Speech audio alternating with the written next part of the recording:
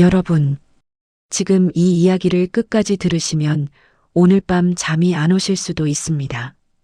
왜냐고요? 이게 남 얘기가 아니기 때문입니다. 지금 이 순간에도 대한민국 어딘가에서 똑같은 일이 벌어지고 있기 때문입니다. 10년입니다. 10년 동안 기저귀 갈고 10년 동안 병원 데리고 다니고 10년 동안 밥 먹이고 10년 동안 눈물 삼키며 버틴 사람이 있었습니다. 그 대가로 받은 것이 뭐였을까요? 영원이었습니다. 아버지가 남긴 건물 2채, 전부 막내딸 이름으로 넘어가 있었습니다. 이미 끝난 일이었습니다. 장례식장에서 서류를 받아든 그 순간까지도 큰아들은 몰랐습니다. 오늘 이야기는 단순한 상속 다툼 이야기가 아닙니다. 믿었던 아버지에게 아무 말 없이 배신당한 사람의 이야기입니다. 끝까지 들어주십시오. 경기도 안성 인근 수십 년 된 재래시장이 하나 있습니다. 이 시장에는 서로 모르는 사람이 없습니다. 누가 이혼했는지, 누가 빚을 졌는지, 누가 자식한테 버림받았는지 다 압니다. 그 시장에서 20년 넘게 회자되는 집안이 있습니다. 김창수 씨 집안입니다. 이름이 알려진 건 좋은 이유가 아닙니다. 김창수 씨는 이 시장에서 평생을 보낸 사람입니다. 젊을 때는 리어카 하나 끌고 채소 팔고 생선 팔고 새벽 4시에 나와서 저녁 8시에 들어갔습니다. 비 오는 날도 눈 오는 날도 명절도 제대로 쉰 기억이 없다고 했습니다. 부인은 그보다 일찍 세상을 떴습니다. 자궁암이었습니다. 새 아이를 두고 떠났습니다. 큰아들 김재호, 둘째 아들 김재민, 막내딸 김지연. 아버지 혼자 새 아이를 키웠습니다. 시장 상인들은 말합니다. 그 사람이 어떻게 그 새 아이를 다 키웠는지 지금 생각해도 신기하다고요. 새벽부터 밤까지 일하면서 아이들 밥 챙기고 학교 보내고 대학까지 보냈습니다. 그렇게 모은 돈이 결국 건물 2채였습니다. 시장 사람들 사이에서는 이런 말이 돌았습니다. 창수 씨는 노후 걱정 없어. 자식들도 다 컸고 건물도 있고 그 집 제일 부럽다. 그런데요. 그 말이 얼마나 틀린 말이었는지 나중에 다 알게 됩니다. 김창수 씨가 쓰러진 건 75되던 해 겨울이었습니다. 아침에 화장실 가다가 갑자기 쓰러졌습니다. 뇌졸중이었습니다. 오른쪽 몸이 마비됐습니다. 말도 제대로 안 나왔습니다. 병원 중환자실에서 열흘을 보냈습니다. 고비를 넘겼지만 이전의 모습으로는 돌아오지 못했습니다. 의사가 말했습니다. 재활을 열심히 하셔야 합니다. 오래 걸립니다. 그날 저녁 세 자녀가 병원 복도에 모였습니다. 둘째 재민이 말했습니다. 어떻게 할 거야? 요양병원 알아봐야 하나? 막내 지연이 말했습니다. 나는 지금 상황이 좀 어려워. 그때 큰아들 재호가 말했습니다. 아버지, 내가 모실게. 그 한마디였습니다. 다른 말이 없었습니다. 협상도 없었습니다. 조건도 없었습니다. 보상을 달라는 말도 없었습니다. 그냥 그 한마디였습니다. 그날 이후 재호의 삶이 완전히 달라졌습니다. 간병이 어떤 것인지 아십니까? 한 번도 해보지 않으신 분들은 모르십니다. 기저귀를 간다는 건 하루에 서너 번 때로는 5번, 6번. 시간 안 가리고 일어납니다. 밥을 먹인다는 건 한 숟가락씩 흘리는 것 닦아주면서 한 끼에 30분 넘게 걸리는 일입니다. 병원을 간다는 건 일주일에 2~3번 재활치료 예약 잡고 오전에 데리고 나가서 오후에 데리고 들어오는 일입니다. 그것도 혼자가 아닙니다. 재호 아내 박순희 씨도 함께 했습니다. 이 두 사람이 10년을 버텼습니다. 재호 씨 이야기를 들은 적 있는 시장 상인이 말했습니다. 재호 씨가 아버지 등 밀어주는 거 목욕탕에서 봤어요. 완전히 어린아이 대하듯이 하더라고요. 그걸 보고 나는 그냥 눈물이 났어요. 시장 사람들은 다 알았습니다. 이 집 큰아들이 진짜 효자다. 요즘 세상에 저렇게 하는 사람 없다. 아버지 창수 씨도 알았습니다. 아들이 얼마나 고생하는지. 그걸 알면서도 나중에 그 선택을 했다는 게 더 뼈아픈 겁니다. 그런데요. 20년 사이에 조용히 다른 일이 벌어지고 있었습니다. 지연이 이야기를 해야 합니다. 시장 사람들 사이에서 지연이는 유명했습니다. 나쁜 의미로 25에 처음 사업을 시작했습니다. 의류 도매업이라고 했습니다. 아버지한테 3천만 원 빌렸습니다. 그 돈이 1년 만에 없어졌습니다. 30이 되자 또 사업을 했습니다. 이번엔 카페라고 했습니다. 또 아버지한테 손을 벌렸습니다. 그때는 큰오빠 재호가 막았습니다. 아버지 돈은 건들지 마라.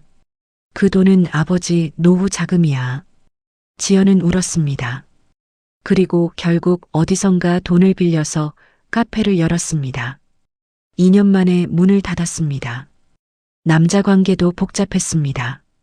결혼했다가 이혼하고 또 다른 사람 만났다가 헤어지고 그 과정에서 가족들한테 연락을 끊었습니다. 아버지한테도 몇 년씩 연락 안 한 적 있습니다. 그러다가 아버지가 쓰러지고 나서였습니다. 갑자기 지연이가 자주 오기 시작했습니다. 재호는 처음에 고마웠습니다. 막내가 마음은 있구나. 그래도 아버지가 이렇게 되니까 가족이 모이는구나. 일주일에 2번 정도 왔습니다. 그런데 시장 상인들 중 한 명이 이 집에 드나들다가 이상한 걸 눈치챘습니다.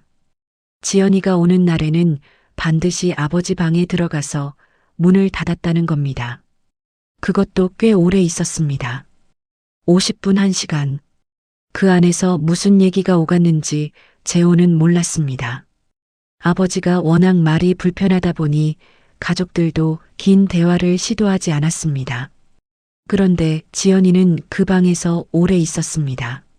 나중에 밝혀진 이야기입니다만 지연이는 그 시간 동안 이런 말을 했다고 합니다. 아버지, 나 너무 힘들어. 오빠들은 이미 집도 있고 직장도 있잖아. 나는 아직 아무것도 없어. 아버지, 나 좀 살려줘. 나 없으면 안 돼요. 아버지. 그리고 눈물을 보였다고 합니다. 몸이 불편해 아무것도 못하는 아버지 앞에서 막내딸이 울면서 매달렸습니다. 그 모습을 보고 아버지 마음이 무너진 겁니다. 생각해 보십시오. 몸 하나 제대로 못 움직이는 사람이 침대에 누워서 막내딸이 우는 걸 봤을 때 그 감정이 어떻겠습니까? 큰아들은 잘하고 있으니까 괜찮다고 생각했을 겁니다. 막내는 힘드니까 도와줘야 한다고 생각했을 겁니다. 그래서 아버지는 결정을 내립니다. 아버지 창수 씨가 세상을 뜬 날은 초겨울이었습니다. 새벽 3시였습니다. 재호가 옆에 있었습니다. 임종도 재호가 지켰습니다. 장례는 사흘 동안 치렀습니다. 조문객이 많았습니다. 시장 사람들이 다 왔습니다. 창수 씨 진짜 열심히 사신 분이었는데 큰아들이 저렇게 모셨으니 잘 가셨을 거야. 사람들이 그런 말을 했습니다. 재호는 그 말들이 그저 감사했습니다. 아버지를 보내고 나서 재호 안에는 슬픔이 가득했지만 그래도 후회는 없었습니다. 10년을 모셨습니다. 밥도 먹이고 약도 드리고 마지막 임종도 지켰습니다. 이것으로 충분하다고 생각했습니다. 장례 사흘째 날 발인이 끝나고 집으로 돌아왔습니다. 형제들이 한자리에 모였습니다. 재산 이야기를 해야 할 시간이었습니다. 둘째 재민이 먼저 말했습니다. 나는 많이 기대 안 해. 재호 형이 10년을 고생했으니까 형이 많이 가져가야지. 재호는 손을 저었습니다. 나는 그냥 아버지 모신 게 내 몫이야.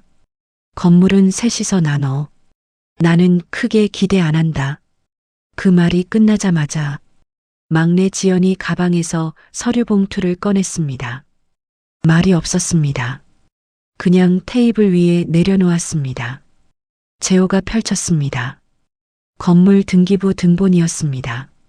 시장 근처 상가 건물, 그리고 아파트 한 채, 두 건물 모두 소유자 이름이 김지연으로 되어 있었습니다. 날짜를 봤습니다. 3년 전이었습니다. 이미 3년 전에 증여가 완료되어 있었습니다. 재호의 아내 박순희 씨가 그 서류를 보더니 그 자리에서 주저앉았습니다. 소리도 없었습니다. 그냥 주저앉았습니다. 그 방 안의 공기가 완전히 굳었습니다. 재민이 입을 열지 못했습니다. 재호는 서류를 한참 바라봤습니다. 그러다가 지연에게 말했습니다. 이게 맞는 거야? 지연이 대답했습니다. 아버지가 생전에 정리하신 거야. 내가 억지로 한 거 아니야. 나도 힘들었어. 오빠도 알잖아, 내 사정. 재호가 말했습니다. 아버지한테 나는 뭐였냐? 대답이 없었습니다. 박순희 씨가 바닥에 앉은 채 말했습니다. 10년이에요. 저 10년 동안 밥도 못 먹은 날이 얼마나 많은데요. 명절에 친정도 못 갔어요. 시어머니 기일도 제대로 못 챙겼어요. 그게 다 아버님 때문이었는데 목이 막혔습니다. 더 말을 잇지 못했습니다. 재민이 지연을 바라봤습니다. 지연아, 이거 진짜야? 지연이 말했습니다. 아버지가 결정하신 거야. 내가 뭘 잘못한 거야. 그 말이 끝나자 재호가 자리에서 일어났습니다. 아무 말 없이 코트를 집어들었습니다. 나가려다가 문 앞에서 딱 한마디를 남겼습니다. 아버지 왜 그러셨어요? 그게 전부였습니다. 시장 사람들 말로는 그 말이 들려왔을 때 복도에 있던 조문객들도 다 조용해졌다고 합니다. 그날 이후 재호는 달라졌습니다. 아버지 집에 발길을 끊었습니다. 10년을 살던 집인데 단 하루도 더 있을 수가 없었다고 했습니다. 시장에도 나오지 않았습니다. 아는 사람들이 물어봐도 연락이 잘 닿지 않았습니다. 몇 달이 지나서 시장에서 재호를 딱 한 번 봤다는 사람이 있습니다. 그 사람 말로는 재호가 완전히 사람이 달라진 것 같았다고 합니다. 눈에 뭔가 꺼진 게 있었다고요.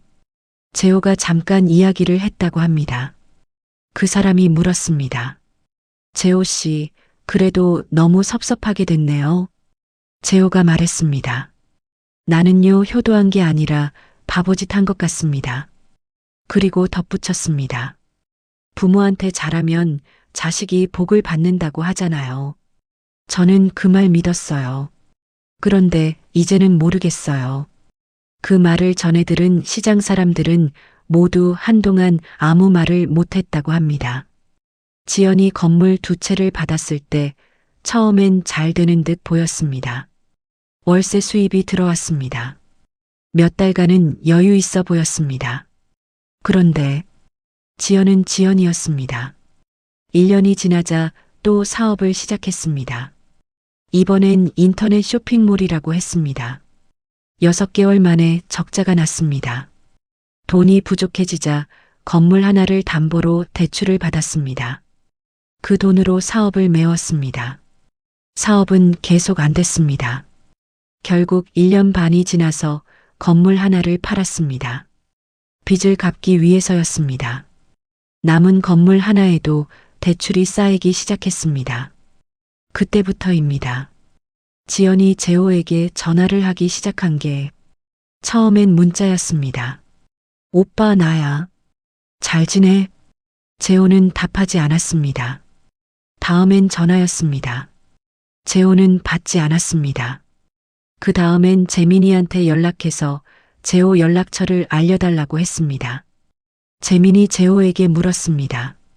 형, 지연이가 연락 달라고 하는데. 재호가 말했습니다. 나는 없다고 해. 재민이 다시 물었습니다. 형, 그래도 가족인데. 재호가 대답했습니다.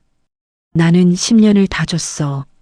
그 말 이후로 재민이도 더 이상 말을 못했다고 합니다. 세월이 흘렀습니다. 시장은 여전히 그 자리에 있습니다. 가게들은 바뀌었지만 그 이야기는 바뀌지 않았습니다. 나이 든 상인들이 가끔 그 이야기를 꺼냅니다. 새로 들어온 상인에게 이 동네를 설명할 때 반드시 한 번씩 나오는 이야기입니다. 그러면 듣던 사람들이 꼭 묻습니다. 그래서 지금은요? 대답이 돌아옵니다. 큰아들은 이사 갔어요. 어디 갔는지 몰라요. 막내딸은 요즘 어렵게 산다고 하더라고요.